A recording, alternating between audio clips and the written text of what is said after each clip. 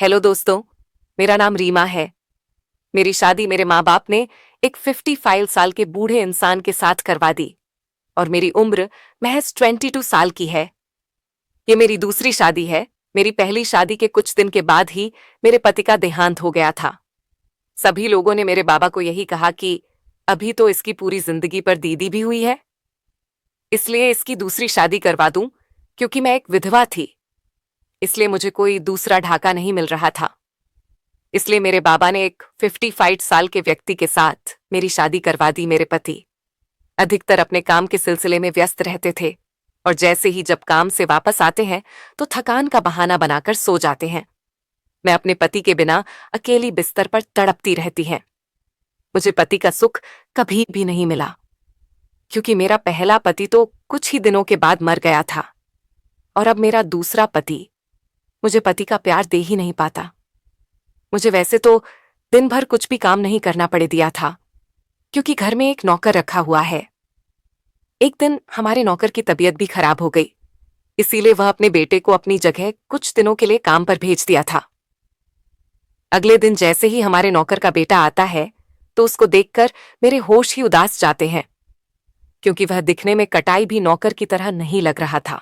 एकदम गठीला मजबूत शरीर, उस पर से गोरा रंग, काली काली आंखें। वह किसी फिल्मी हीरो से कम नहीं लग रहा था। मैं बहुत देर तक उसको बस ऐसे ही निहारती रही। तभी एकदम से नौकर के बेटे ने मुझे कहा, मालकिन, मैं राजेश काका का बेटा हूं। पिताजी ने मुझे यहां पर काम करने के लिए भेजा है। पिताजी की तबीयत थोड़ी खराब है, इसलिए वह कुछ दिन काम नहीं कर सकते हैं। मैंने राजेश काका के बेटे को घर के भीतर बुलाया और खुद जाकर मैं कुर्सी पर बैठ गई। मैंने राजेश काका के बेटे से काफी इतराते हुए पूछा, तुम्हारा नाम क्या है और तुम्हें काम के सिवाय क्या क्या करना आता है? तभी राजेश काका के बेटे ने कहा, मालकिन, मेरा नाम दिनेश है। मैं घर का सारा कामकाज बहुत ही अच्छे से कर लेता हूं।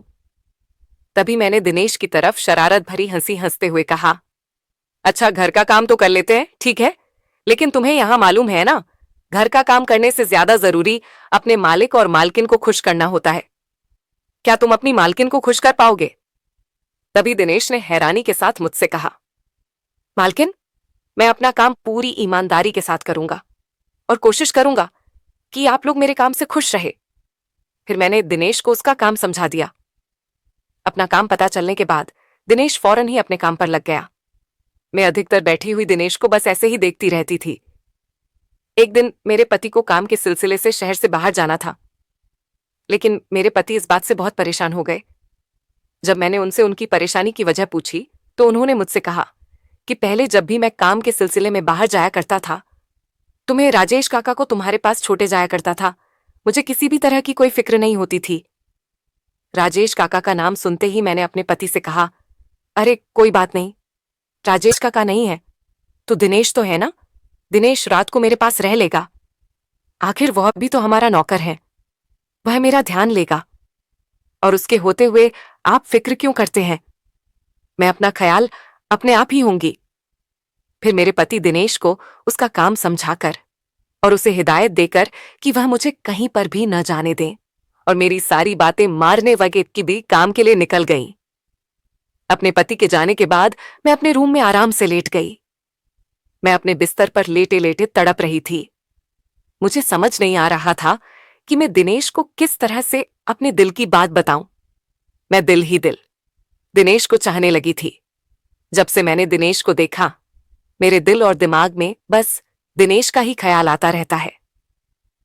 मैंने दिनेश को कितनी बार अपने दिल की बात बताने की कोशिश की, लेकिन दिनेश अधिकतर मेरी ऐसी बातों को अनसुना कर दिया करता था और आगे बढ़ाया जाया करता था।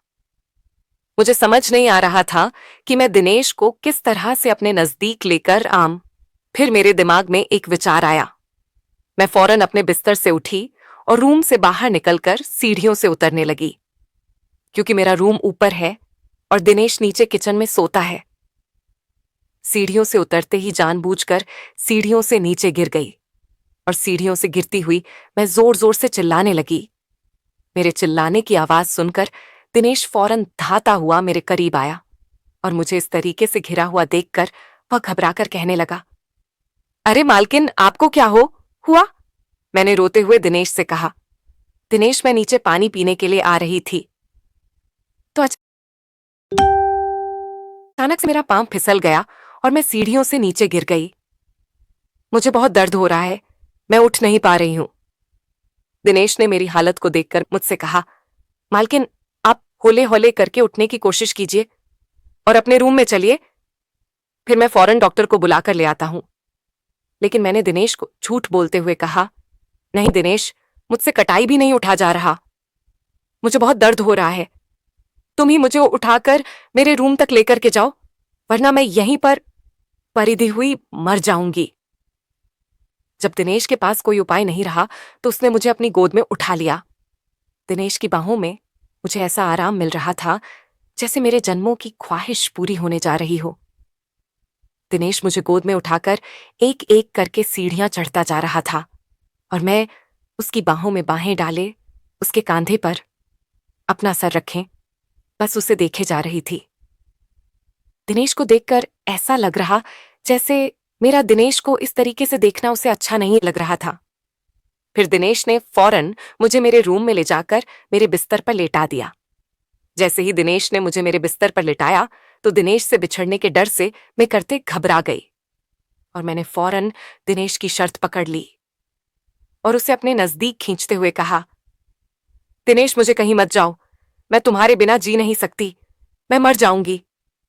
देखो ना, मैं तुम्हारे बिना दर्द में कैसे तड़प रही हूं। तुम्हें मेरा यह दर्द दिखाई नहीं दे रहा है? क्या तुम्हें मेरा दर्द दिखाई नहीं देता? दिनेश ने मेरी एक भी बात का जवाब नहीं दिया और उसने बस खामोश से इतना कहा, मालकिन, मैं जरा जल्दी से जाकर डॉक्टर को बुलाकर लाता हूं। इतना कहकर दिनेश रूम से बाहर चला गया। तकरीबन 1.5 घंटे के बाद जब दिनेश घर में आया तो दिनेश के साथ एक डॉक्टर और साथ में एक लड़की भी थी। डॉक्टर ने मेरा पाम देखा तो डॉक्टर ने कहा कि नहीं, ज्यादा कोई तकलीफ नहीं हुई है, बस कुछ दिन आराम करेगी तो ठीक हो जाएगा, और डॉक्टर ने मुझे दवाई दे दी। डॉक्टर के जाने के बाद दिनेश ने उस लड़की जो दिनेश के लिए कहा, जब दिनेश की बीवी चली गई तो दिनेश ने मुझसे कहा, मालकिन, हम लोग गरीब जरूर हैं लेकिन हम अपनी मान मर्यादा में रहना जानते हैं। मैं शादीशुदा हूं और मैं अपनी बीवी के साथ कभी भी धोखा नहीं कर सकता। आप अमीर लोग हैं, आप लोगों में धोखा देने का रिवाज होगा, लेकिन हम गरीबों में यह रिवाज नहीं है। फिर दिनेश इतना कहकर वहां से चला गया और उसके बाद से दिनेश की बीवी ही मेरी देखभाल करने लगी। दिनेश घर के काम करता और दिनेश की बीवी मेरी देखभाल करती और इस तरह से मेरी मस्त वाला क्रिकेट खेलने की इच्छा सिर्फ इच्छा ही रह गई।